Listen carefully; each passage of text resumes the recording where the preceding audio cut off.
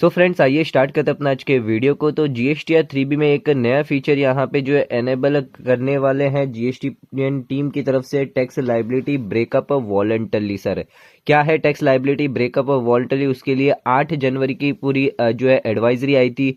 बहुत ज़्यादा लंबी एडवाइजरी थी, तो हमने उसको शॉर्ट करके सिर्फ 2 पेज की ये पूरी एडवाइजरी करी है आपके लिए। इस 2 पेज में आपको पूरा समझा देंगे क्या है tax liability breakup voluntarily interest calculation कैसे किया जाएगा। तो उसी के रिगार्डिंग ये पूरा वीडियो हमने बनाया, तो 2 पेज के अंदर हम आपको पूरा समझा देंगे, तो आपको ज़्यादा टाइम नहीं लगेगा। 10-15 पेज की एडवाइजरी देखने की जरूरत नहीं पड़ेगी सर। 10 से 15 पेज को हमने सिर्फ 2 पेज में यहाँ पे कन्वर्ट कर दिया। तो आइए देखते हैं क्या थी पूरी एडवाइजरी सर। तो यहाँ पे आप सभी को पता है कि यहाँ पे इंटरेस्ट कैलकुलेटर किस सेक्शन में होता है सर? बताइए हमको। सेक्शन 50 के अंदर, सेक्शन 50 के अंदर अमेंडमेंट कर दिया गया था इंटरेस्ट कैलकुलेटर सर। 2 बातों पे ध्यान देंगे। अगर आप डिले फाइल करते हैं रिटर्न सर, अगर आप डिले फाइल करते हैं, इंटरेस्ट कैसे लगेगा sir? Net cash tax liability पे लगेगा sir. Net cash tax liability पे इंटरेस्ट लगेगा आपका as per amended section from retrospectively 1 जुलाई 2017 से। ठीक है सर। बट यहाँ पे इसमें 2 पॉइंट है सर। क्या पॉइंट है सर? अगर आप डिले फाइल करते हैं, सप्लाई करते हैं प्रेजेंट टैक्स पीरियड यानी दिसंबर का रिटर्न जो है वो आपने डिक्लेयर, दिसंबर की जो सप्लाई है वो आपने डिक्लेयर करी है दिसंबर के 3B में दिसंबर की सप्लाई आपने दिसंबर की 3B में अगर दिखाई है, तो आपने जो टैक्स पेड किया है कैश अमाउंट में सर, जो टैक्स पेड किया है कैश अमाउंट पे, इसी पे सिर्फ इंटरेस्ट लगेगा सर। ठीक है सर। यानी नेट कैश टैक्स लाइबिलिटी जो अमेंडमेंट किया गया था वो सिर्फ कब लगेगा सर? किस केस में लगेगा? अगर आपकी दिसंबर महीने की जो टैक्स लाइबिलिटी थी, सप्लाई जो आपने करी थी दिसंबर महीने की, आपकी सेल थी, वो आपने दिसंबर के 3B में दिखाई, तभी आपको जो टैक्स जो आपने कैश में पेड किया यानी क्रेडिट वाला जो पेड किया उस पर इंटरेस्ट नहीं लगेगा सर। क्रेडिट वाले पे इंटरेस्ट नहीं लगेगा, बट कैश वाला पर जो आपने पे किया है, जो डिले पे किया है, यानी 3B की डेट थी 20 तारीख थी, पर आपने भरी कब सर? 30 तारीख को भरी समझ लीजिए। तो 10 दिन का आपने लेट भरा ना, तो 10 दिन का आपको कैश जो आपने जमा करवाया है दिसंबर की 3B भरने के लिए, तो उस पर आपको सिर्फ इंटरेस्ट लगेगा। बट एक और पॉइंट यहाँ पे एक आ जाता है, delay declaration of liability. Sir delay declaration of liability अगर होगी तो आपको एंटायर लाइबिलिटी पे यहाँ पे इंटरेस्ट लग जाएगा, चाहे आपने कैश में पे किया हो या क्रेडिट में पे किया हो। कहने का मतलब है अगर आप सप्लाई करवाते प्रीवियस टैक्स पीरियड की, यानी समझ लीजिए अक्टूबर महीने की सप्लाई है और आपने दिसंबर महीने के 3B में डाल दी सर, तो उस केस में क्या होगा सर?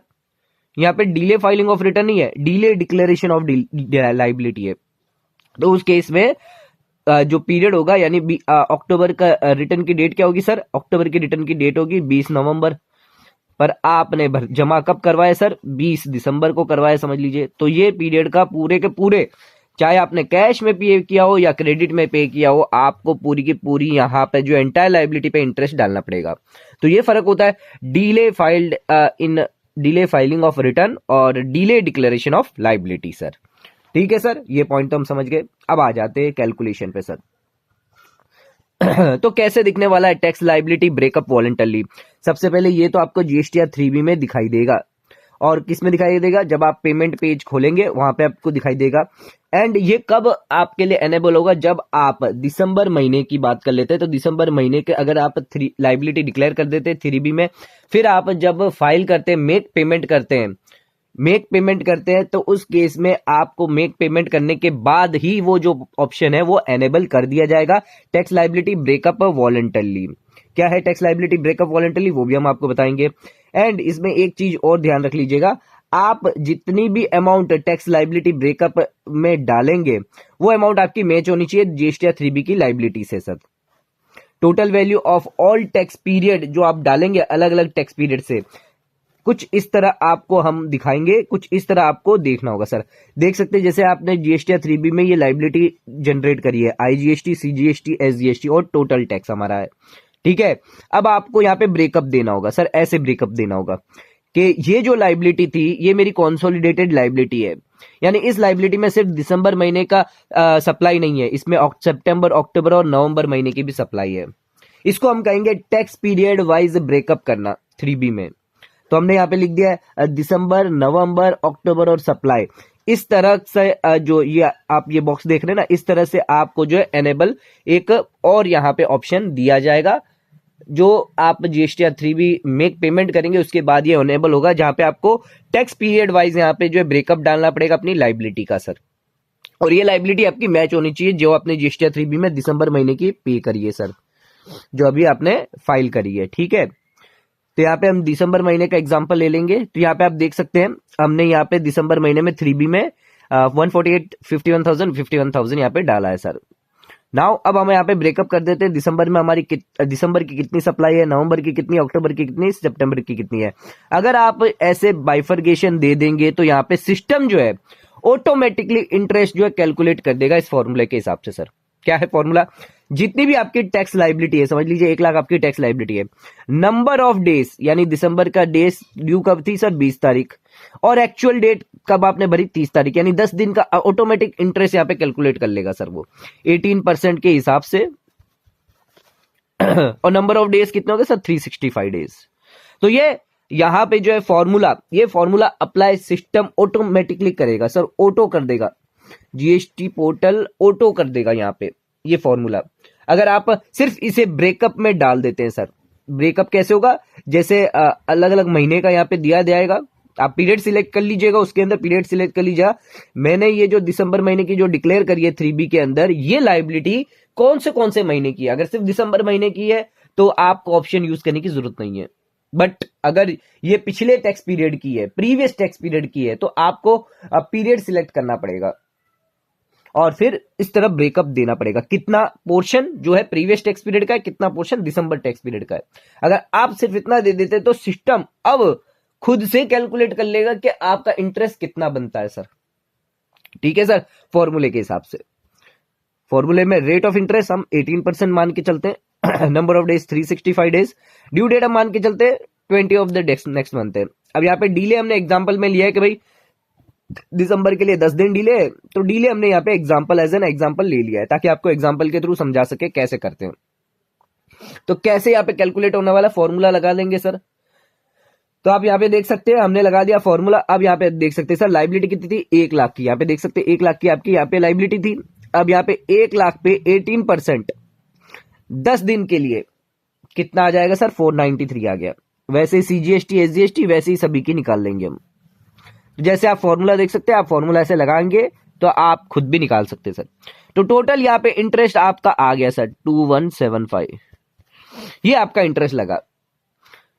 बट अगर आप ये बाइफर्गेशन नहीं देंगे नवंबर अक्टूबर सितंबर, तो पोर्टल क्या करेगा, दिसंबर की ही पूरी लाइबिलिटी मान लेगा सर, यानी दिसंबर के हिसाब से ही इंटरेस्ट जो है कैलकुलेट कर लेगा, वो पीरियड वाइज कैलकुलेट नहीं कर पाएगा।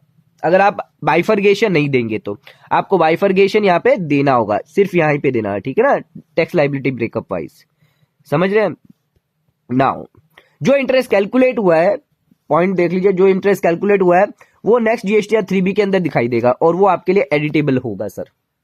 ठीक है सर, जो दिखाएगा वो नेक्स्ट जीएसटी 3B के अंदर टेबल नंबर 5.1 के अंदर दिखाई देगा, interest and let fees payable for previous period, उसके अंदर दिखाई देगा और वो एडिटेबल होगा सर।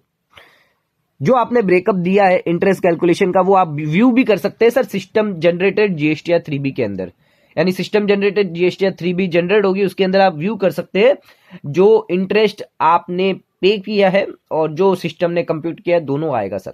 ठीक है, ये सेम जैसे कि लेट फीस, अगर हम रिटर्न लेट भरते हैं तो नेक्स्ट महीने के अंदर 3B के अंदर लेट फीस जनरेट दिखा देती है, वैसे ही इंटरेस्ट यहाँ पे दिखा देगा नेक्स्ट महीने में।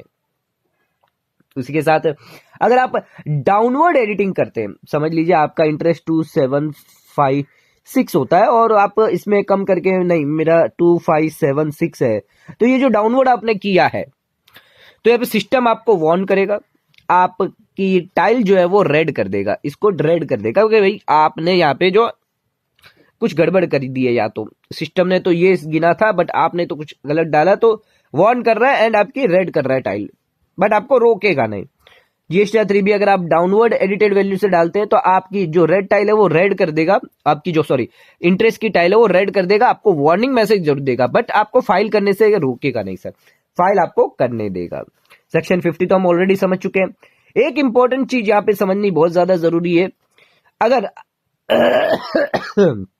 अगर आप प्रीवियस टैक्स पीरियड की लाइबिलिटी अगर आप previous tax previous period tax liability अगर डिक्लेयर नहीं करते, आपने नवंबर, अक्टूबर और सितंबर की लाइबिलिटी डिक्लेयर नहीं करते हो, तो इंटरेस्ट यहां पे बाय डिफॉल्ट कंप्यूट कर दिया जाएगा आपकी इस पूरी लाइबिलिटी पे टू द प्रेजेंट पीरियड। यानी कहने का मतलब ये है दिसंबर का जो था मेरा 3B, उसकी डेट थी सर, क्या डेट थी अपने को पता ही है, 20 नवंबर, मंथली वालों की बात कर रहा हूं, और मैंने 30 तारीख को भरा सर। तो सिस्टम क्या करेगा, इन 10 दिन के हिसाब से आपकी लाइबिलिटी जो है इंटरेस्ट कैलकुलेट कर देगा। अब यहां पे क्या था, ये दिसंबर महीने के अंदर सर अक्टूबर का भी था और नवंबर का भी था और सितंबर का भी था, वो मैंने डिक्लेयर नहीं किया अलग से, तो उस केस में यहां पे करेगा नहीं करेगा। जब तक आप डिक्लेयर नहीं करोगे सर, अगर आप डिक्लेयर नहीं कर देते तो कि भैया मेरा 1 लाख जो है, ये 1 लाख में दिसंबर का 50,000 है समझ लीजिए, नवंबर का 20,000 है, अक्टूबर का 10,000 है और सितंबर का कितना सर 20,000 है। अगर जब तक आप ऐसे डिक्लेयर नहीं करोगे तब तक सिस्टम ऑटो कंप्यूट नहीं कर पाएगा। वो क्या करेगा, अगर आपने ये डिक्लेयर नहीं किया तो 1 लाख के हिसाब से अगर डिले होता है तो इंटरेस्ट गिन लेगा, अगर डिले नहीं भी हुआ तो वो इंटरेस्ट नहीं गिनेगा। अगर डिले नहीं होता तो इंटरेस्ट किस हिसाब से, अगर आपने 20 तारीख को ही पे कर दिया तो किस बात का इंटरेस्ट सर। तो यहाँ पे बहुत दिक्कत हो जाती है, या तो फिर आपको मैनुअली करो, बट अगर आप चाहते हो कि पोर्टल ऑटो पॉपुलेट कर दे तो सिर्फ आपको सिर्फ बाइफरगेशन देना है कि भाई नवंबर में कितना, अक्टूबर में कितना, सितंबर में कितना है।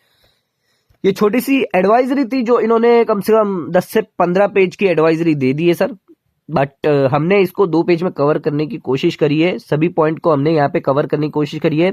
आपको एडवाइजरी पसंद आई तो नीचे कमेंट जरूर करिएगा सर, मुझे कमेंट करके पूछिएगा, कोई डाउट हो तो कमेंट करके जरूर पूछिएगा, और चैनल पे नए हैं तो सब्सक्राइब करिएगा सर, सब्सक्राइब किए बिना मत जाइएगा, सब्सक्राइब किएगा, ऐसे नए वीडियो आपके लिए लाते रहेंगे। धन्यवाद।